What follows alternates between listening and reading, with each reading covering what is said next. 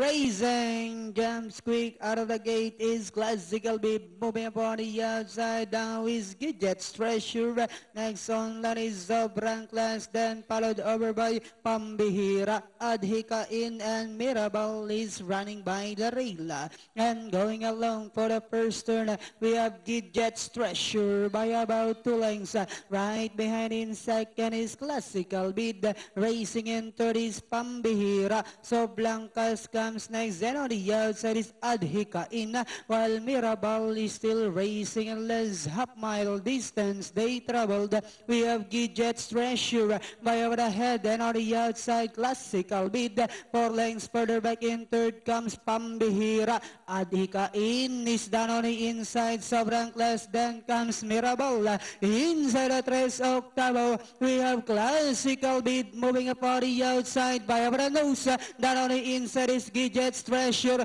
then here comes Adhika in, now coming closer in third, Mirabal, Sobrang Class, while Pambihira now racing in less, then Diana entering the home stretch, we have Classical Beat by over length and a half, Adhika in, moving upon the outside with about 150 meters more to run, Classical Beat, Adhika in is on the outside, but it's still Classical Beat, followed by Adhika in, Sobrang Class, Mirabal, and finally it's going to be Classical Beat second, close between Adhika in, Sobrang Class, then comes Mirabal.